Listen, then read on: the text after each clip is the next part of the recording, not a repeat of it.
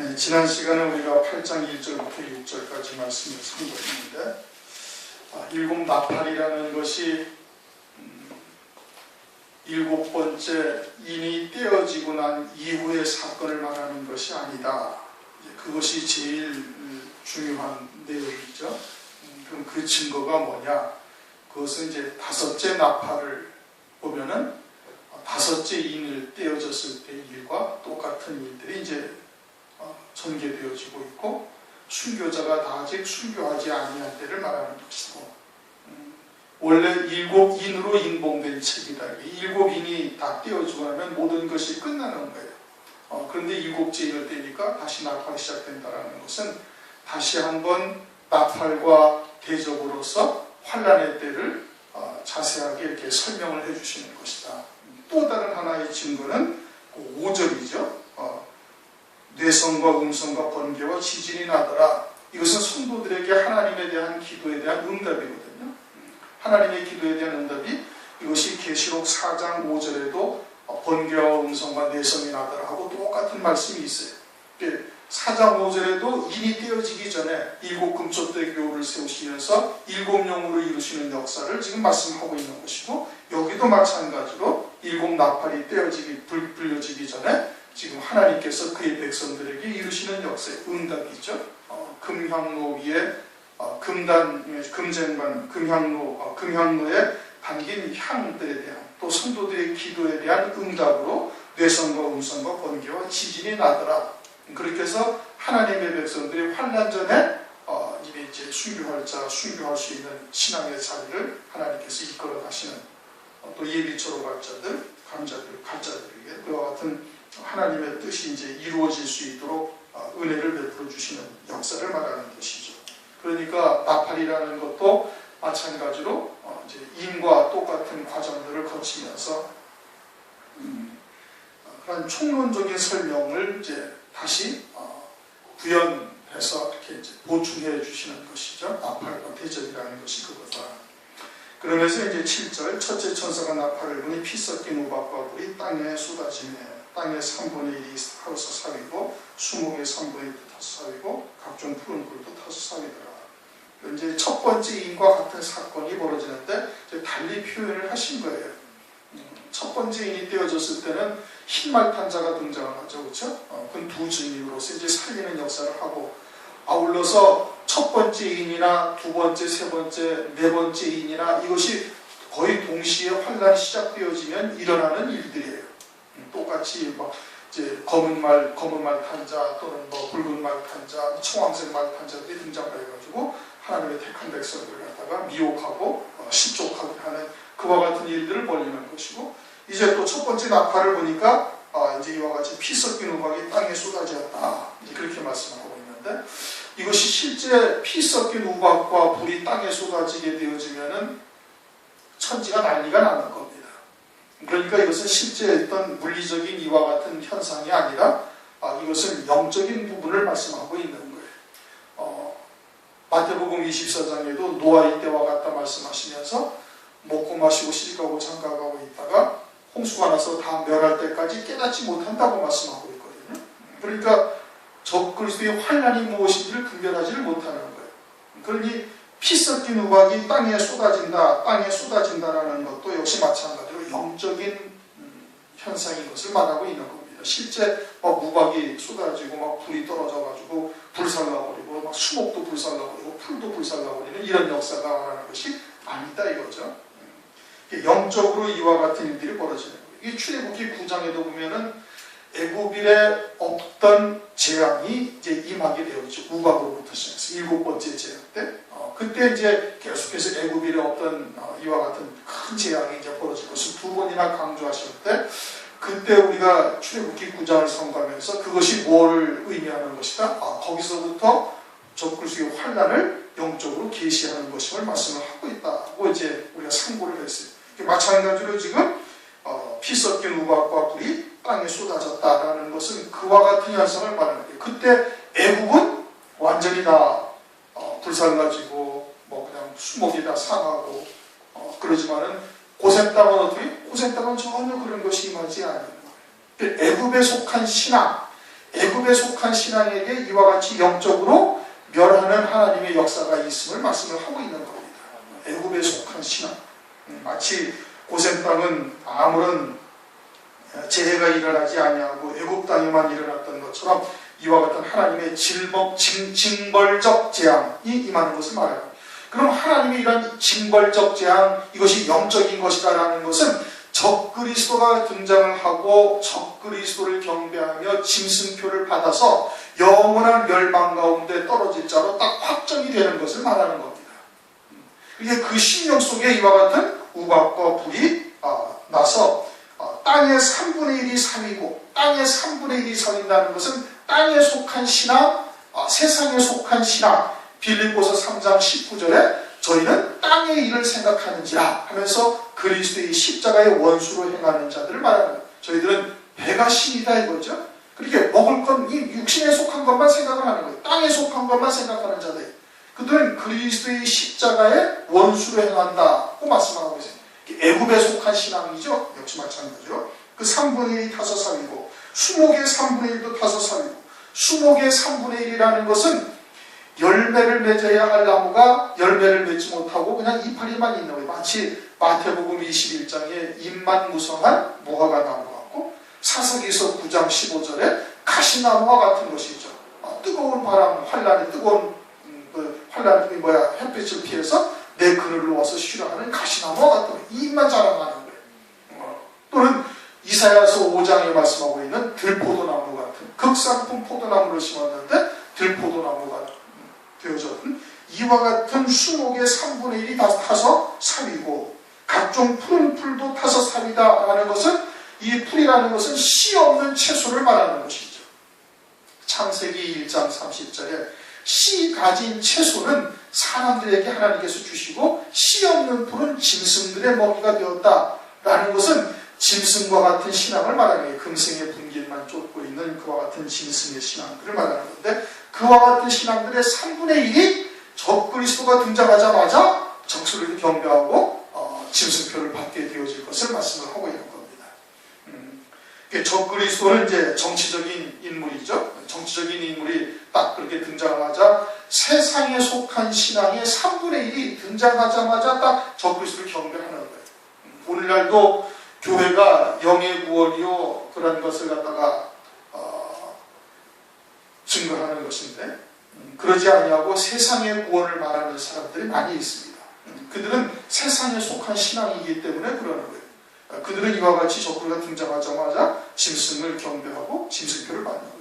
자기들의 소망이 세상이요, 세상에서 에덴 동산과 같은 파라다이스와 같은 낙원과 같은 것을 이루는 것이 하나님의 나라라고 생각을 하고 있는 것이죠. 그런데 실제 적그리스도가 등장을 해가지고 그냥 분쟁을 다 해결하고 온갖 세상의 난제를 해결하고 경제도 활성화시키고 공황 상태에 있는 경제를 그렇게 세우고, 그러니까 그와 같은 존재를 갖다가 그리스도로 영접하는 거예요. 이와 같은 자가 세상에 누가 있을 수 있느냐, 누가 그와 싸우리요. 요한계시록 13장에 그렇게 말씀을 하고 있죠. 그러면서 그를 그리스도로 영접하게 되어질 것을 말씀을 하고 있는 겁니다.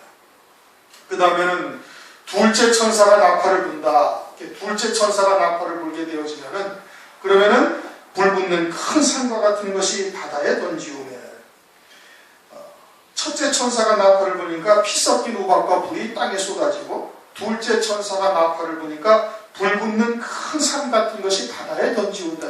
불 붙는 큰 산 같은 것이 바다에 던지온다. 그럼 이 불 붙는 큰 산이라는 게 뭐냐?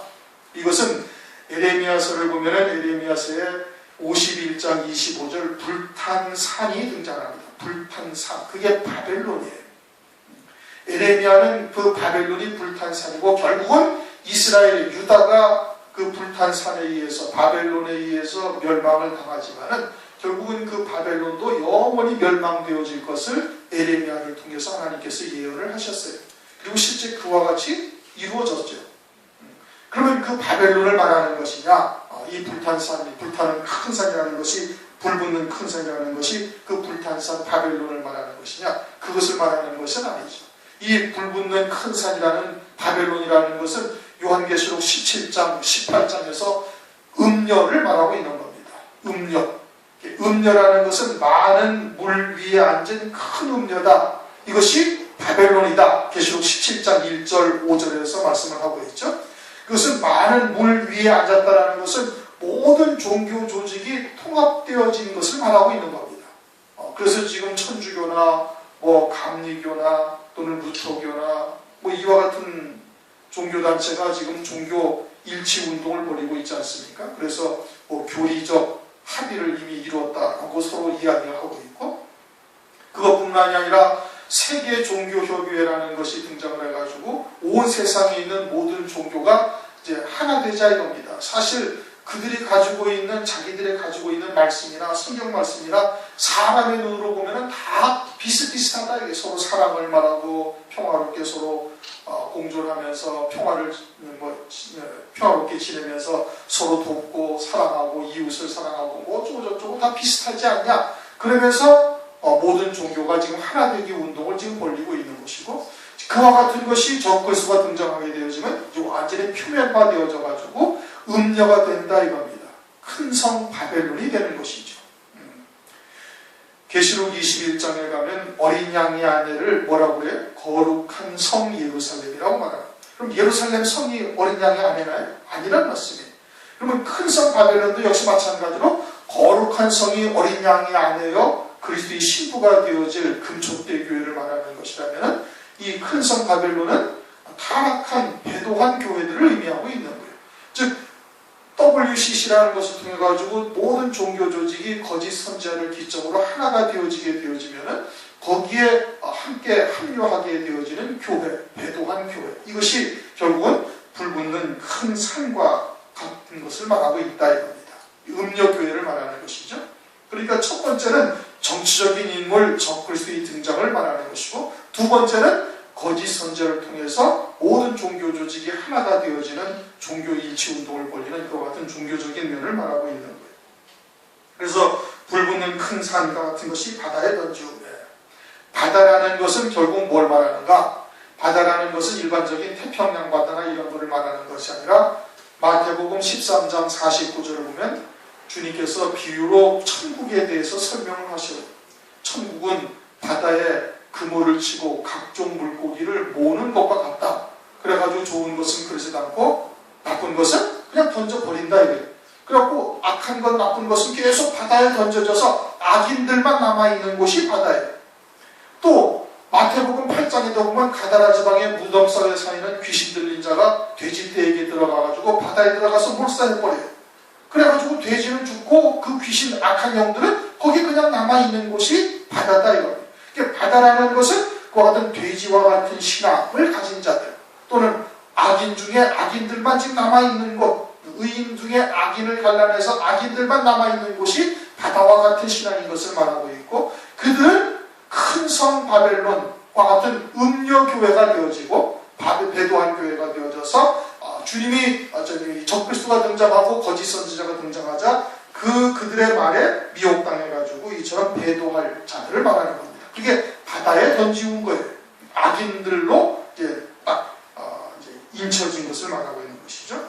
바다에 던지우매 바다의 3분의 1이 피가 되고 바다 가운데 생명 가진 피조물들의 3분의 1이 죽고 배들의 3분의 1이 깨어지더라.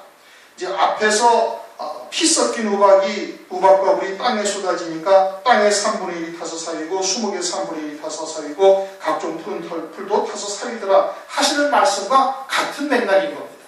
바다의 3분의 1이 피가 되고 바다의 생명 가진 피조물들이 3분의 1이 죽고 배들의 3분의 1이 깨어지더라. 결국은 그와 같이 바다에 사는 그와 같은 하나님의 자녀들인데 악한 자들이 결국은 멸망당해질 것을 말하고 있다 이겁니다.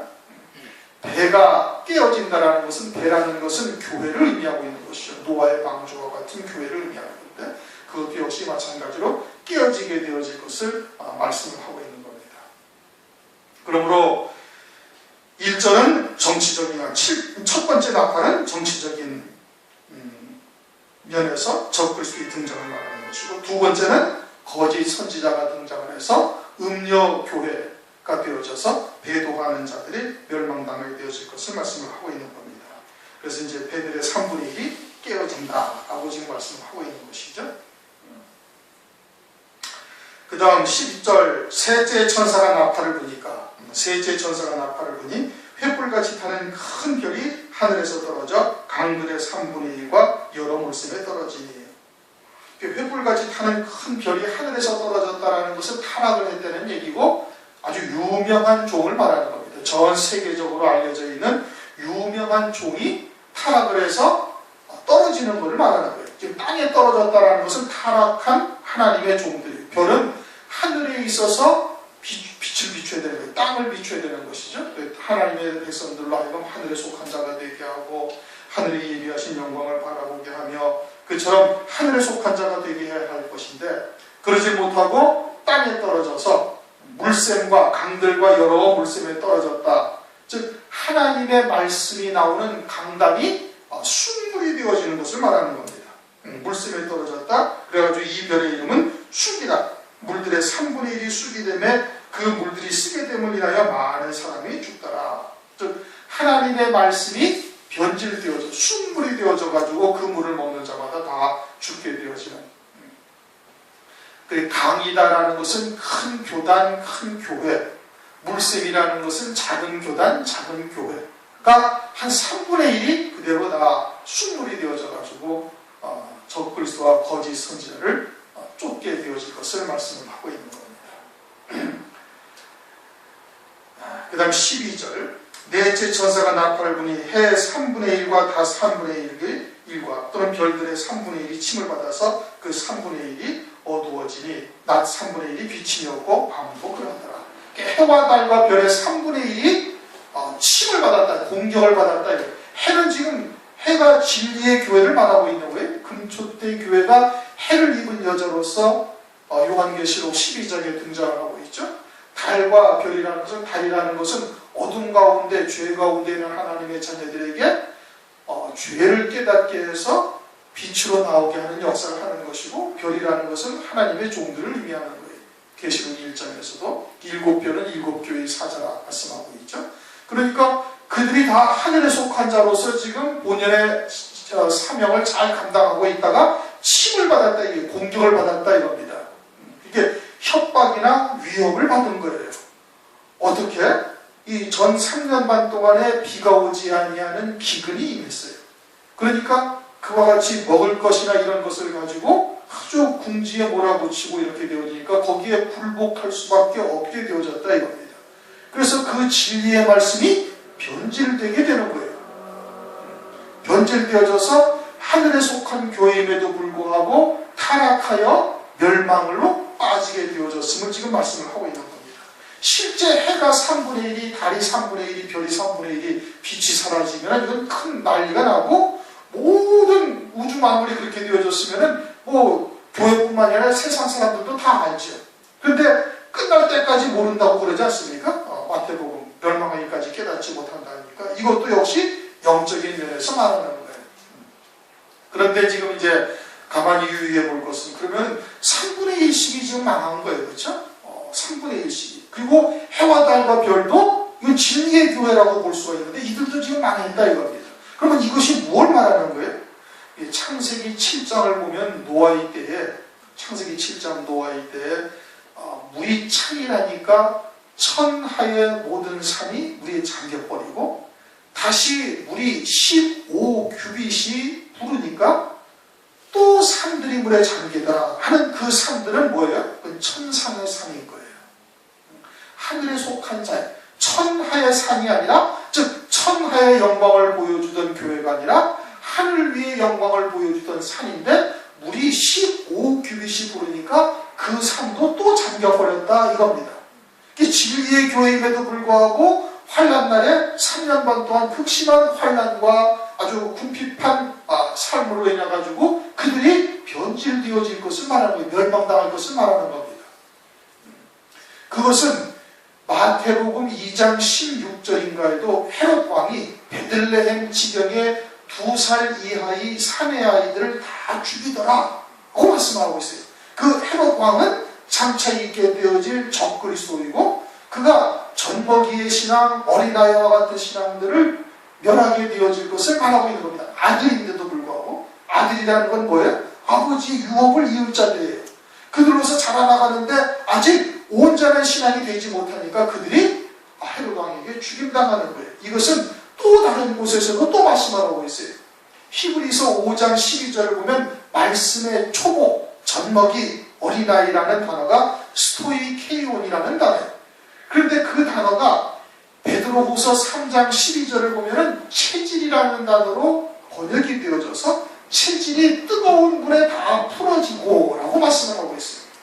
결국은 말씀의 초보, 즉 어린아이나 젖먹이 신앙이 그와 같이 환난의 때에 다 멸망당하게 되어질 것을 말씀을 하고 있는 겁니다. 그러면은 8장 12절 넷째 천사가 나팔을 부니 해 3분의 1과 달 3분의 1과 별들의 3분의 1이 침을 받아서 그 3분의 1이 어두워지니 낮 3분의 1은 비침이 없고 밤도 그러하더라 라는 것은 진리의 교회요 아들의 신앙으로 그 신앙이 참 이제 자라나가고 있는데 어린아이의 신앙이요 젖먹이 신앙이라서 결국은 환난 가운데 견디지 못하고 짐승표를 받고 짐승을 경배하는 자로 멸망되어질 것을 말씀을 하고 있다 이 뜻입니다. 그러니까 금초대 교회에 있다고 해서 다 온전함에 이르는 것이 아닌 거예요. 그렇다 할지라도 또는 환난 가운데 깨닫고 믿었다 할지라도 어린아이 신앙, 젖먹이 신앙은 결국 멸망하게 되어질 것을 말씀을 하고 있어요. 그런 다음에 또 앞에서는 땅이나 바다나 또는 물이나 물샘이 3분의 1이 지금 멸망당했어요. 그렇죠? 그러면 나머지는 그럼 어떻게 되는가? 이것은 스가랴서에서 예언을 하고 있습니다. 스가랴서 13장을 한번 보시겠습니다. 구약성경 맨 끝에 보면은 말라기서고 말라기서 앞에 스가랴서가 있어요.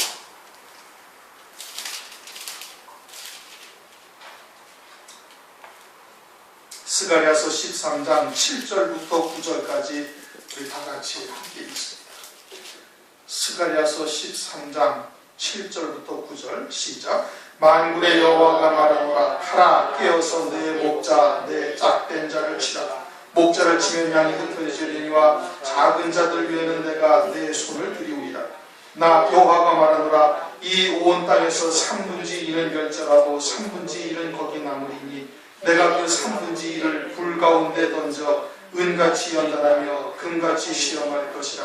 그들이 내 이름을 부르니 내가 들을 것이며 나는 말하기를 이는 내 백성이라 할 것이요 그들은 말하기를 여호와는 내 하나님이시라 하리라. 아멘.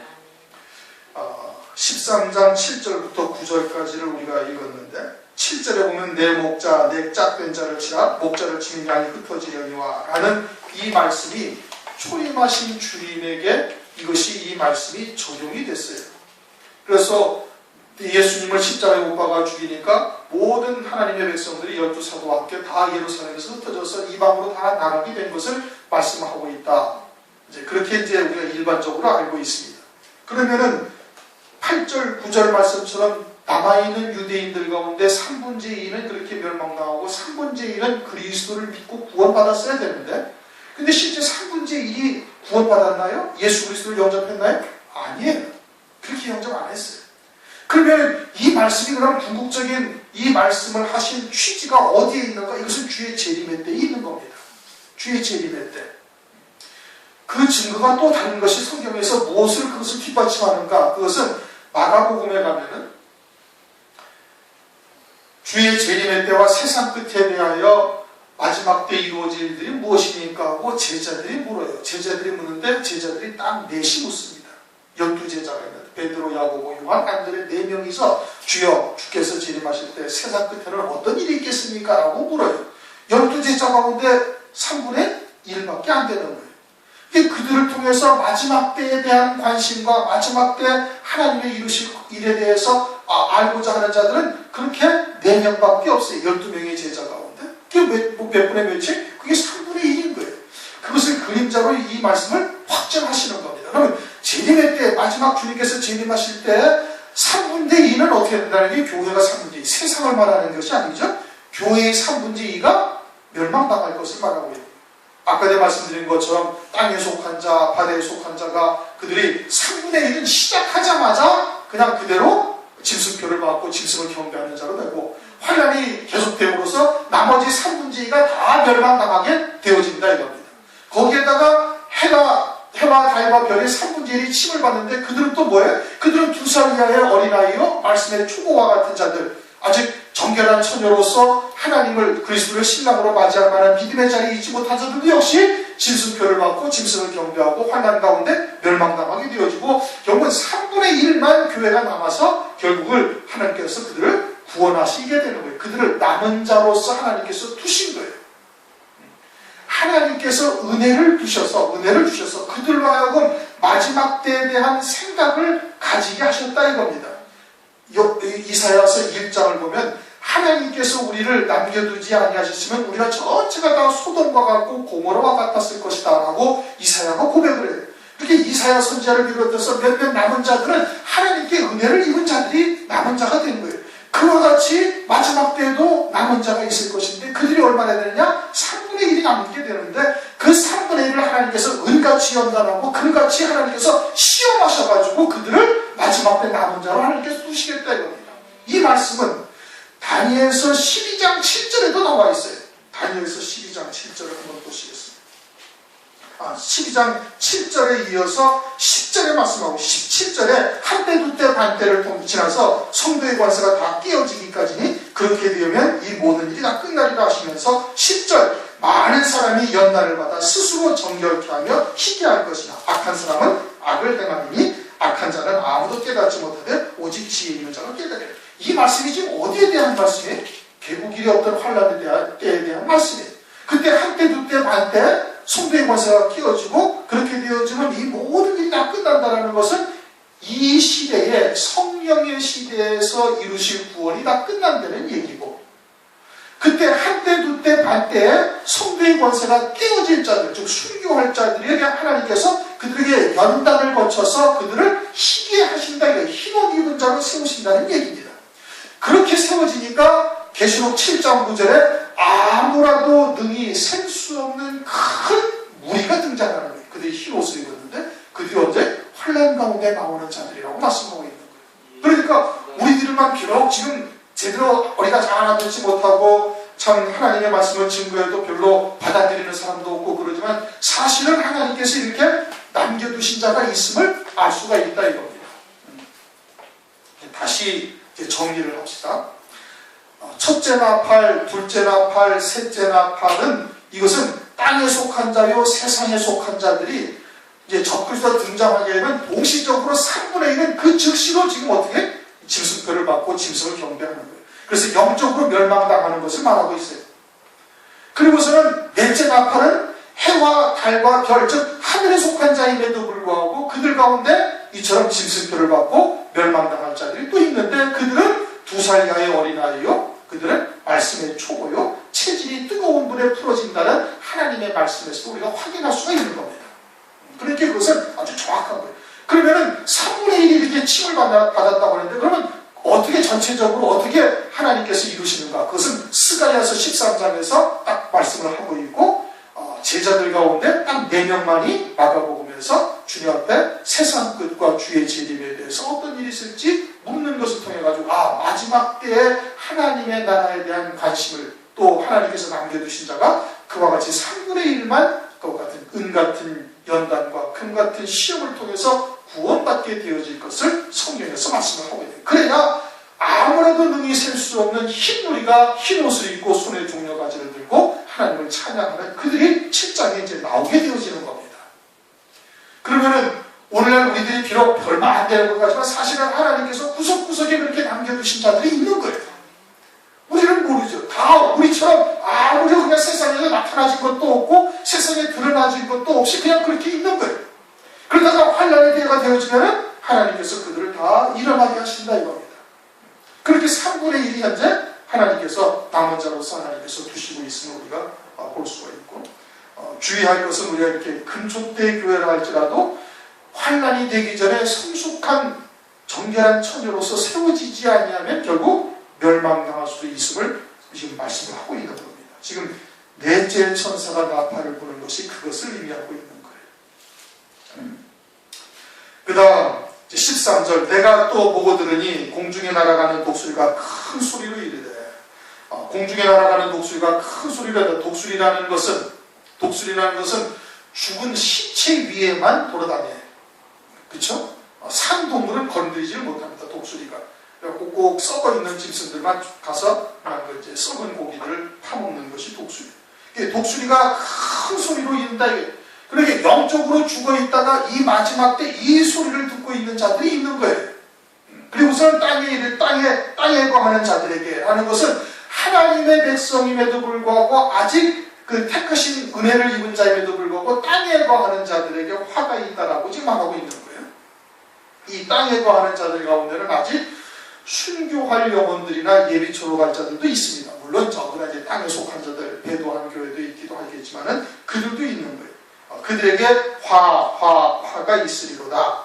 화라는 것은 이제 앞으로 다섯째 천사, 여섯째 천사, 일곱째 천사의 불 나팔을 말하는 것이죠. 그 화가 있다입니다. 다섯째 천사가 나팔을 부는데 그것이 이제 9장부터 시작되죠. 다섯째 천사가 나팔을 불어요. 그런데 또 이제 특이한 것은 우리가 앞에서 봤던 거하고 다른 것은 4절을 보면은 저희에게 이르시되 땅에 풀이나 푸른 것이나 각종 수목은 해하지 말고 라고 말하고 있어요. 앞에서 첫 번째 나팔을 부니까 어떻게 했어요? 땅에 푸른 것이나 땅의 수목을 다 불살라고 그랬다고 말씀하고 있잖아요. 그런데 여기서는 뭐라고 그래? 땅에 풀이나 푸른 것이나 각종 수목은 해하지 말라. 그리고 입맞지 아니한 사람들만 해하라. 그렇게 말씀을 하고 있어요. 이 다섯째 천사의 나팔을 불 때 해하는 것은 육신을 해하는 겁니다. 지금 첫 번째 천사가 나팔을 불어서 땅의 수목이나 땅의 풀이나 이런 것을 갖다가 다 불타서 사라지는 것은 영적인 면을 말하는 것이에요. 그렇죠? 이미 앞에서도 얘기했어요. 이것이 영적인 것이지 실제 막 유황과 불이, 우박과 불이 나가지고 땅에 쏟아지면 이거는 천지가 개벽할 일이라 모두가 다 안단 말이에요. 땅에 속한 자들의 심령 속에 이와 같은 하나님의 징벌적 재앙이 임한다. 그 징벌적 재앙이라는 것은 뭘 말하는 거예요? 짐승을 보고 그냥 딱 짐승을 그리스도처럼 경배하는 것을 말하는 거예요. 그래서 완전히 멸망받은 자가 됩니다. 다 불타 없어진 자가 되어진다. 그러면은 이 다섯 번째 천사가 나팔을 불어서 땅에 풀이나 푸른 것이나 또 각종 수목은 해하지 말라라는 것은 육신에 해하지 말라 이 뜻인 겁니다. 그 대신 입맞지 아니한 하나님의 사람들, 택한 백성들, 입맞지 아니한 이제 남은 자들이 누구 남아있어요? 순교할 마지막 반때에 순교할 자들이 남아있고 예비처로 갈 성도들이 남아있는데 그들은 갖다가 육신적으로 철저하게 고통을 주는 거예요. 그게 해하는 거예요. 그러니까 첫째 천사나 둘째, 셋째 천사, 넷째 천사가 해하는 것하고 다섯째 천사가 해하는 것하고는 차원이 다른 거예요. 앞에 네 천사는 영적인 부분을 말하는 것이고 다섯째 천사부터는 이것은 실제적인 일이에요. 그리고 여섯 번째 천사도 뭐예요? 그 3차 세계대전이 벌어지는 거예요. 일곱째 천사가 나팔을 부는 건 뭐예요? 실제 진노의 뱀이 쏟아져가지고 온 천지가 개벽되어지는 것을 말하는 거예요. 이 구분을 이렇게 정확하게 깨야 되는 겁니다. 그렇게 해서 화가 있으리로다. 그 두 번째 화는 유브라데 전쟁을 말하는 것이죠. 3차 세계대전. 그래가지고 온 세상에 그때까지 남아있던 인구의 3분의 1이 다 죽임다 하는 거예요. 3차 세계대전으로. 이것은 후 3년 반 시작되자마자 3일 반 후에 딱 이와 같은 이제 전쟁이 세계 3차 대전이 시작된다고 이제 계시록 11장에서 또는 9장과 11장에서 정확하게 말씀을 하고 있어요. 그럼 일곱 번째 나팔을 마지막 화는 뭐예요? 일곱 진노의 대접인 거예요.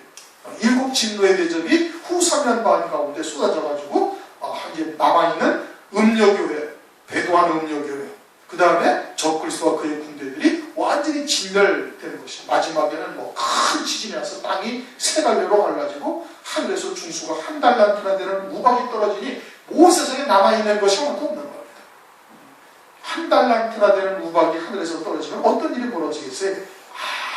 아무것도 남아있는 게 없어요. 거기다 땅이 그냥 세 갈래로 가지고 완전히 뒤집어져가지고 저는 주님이 재림하시면서 다시 에덴 동서 같은 나라로 바뀌어지는 거거든요. 갈아입는다 이겁니다.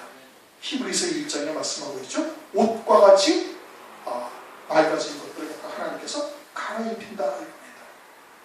그래서 새하늘 새 땅이 되어지게 될 것을 말하고 있습니다. 마지막 화다 이겁니다. 화가 있으리로다. 이외에도 새 천사의 불 나팔 소리를 이남이로라 하더라.